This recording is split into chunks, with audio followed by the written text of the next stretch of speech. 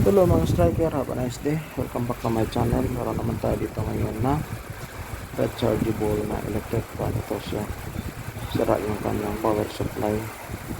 Kaya hindi siya gumawa. So ano pa nang handa natin mga striker? Umpisahan na natin.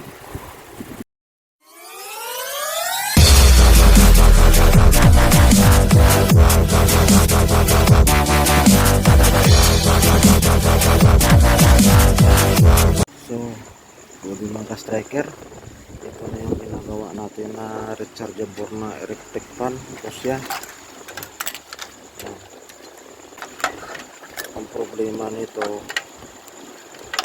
pumutok yung kanyang power supply. Ito siya. Ito yung kanyang power supply. Kaya pumutok siya. Sunog yung IC dito. Kasi hindi kapasitor, resistor, sunog din.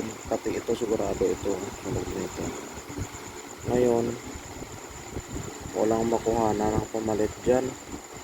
Ang mga diode na ito, sinubukan ko nang na-repair ito at saka ito resistor sunog din. Pero ito walang makuha na ng pamalit. Kaya ang ginawa ko, papalitan ko nito. Ito siya, papalitan ko nito. Subukan ko kung uobra ito dito sa electric fan na yan. Pareho lang naman ito, sila 6 volts lang ito. Ito galing ito sa mga radyo.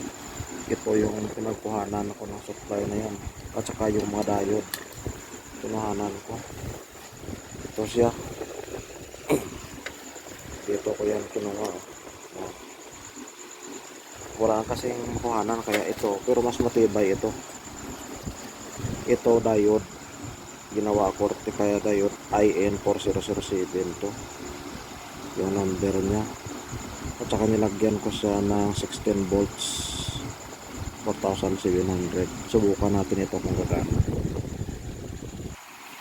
So ito na mga ka-striker, gumana na siya.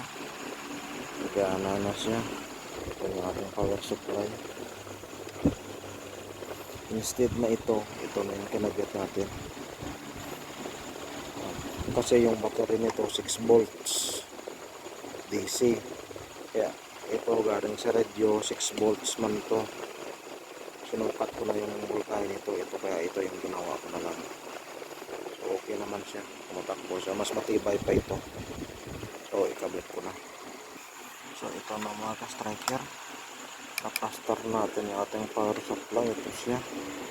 Takpan na natin. So ito na mga ka-striker. Ayan. Off natin. Pasak natin. Charge AC. Ayan. High siya. Tapos yan natin sa high.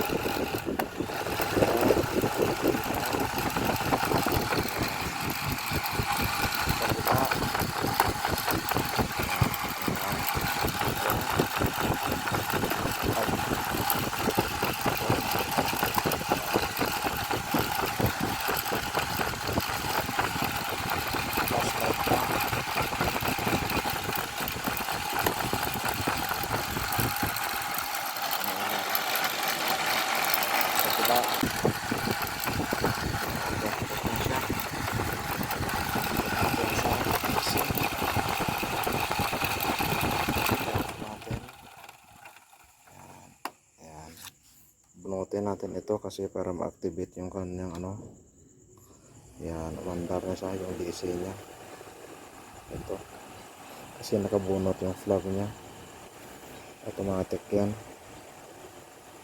So hanggang dito na lang mga striker. Maraming salamat sa panonood. God bless you all.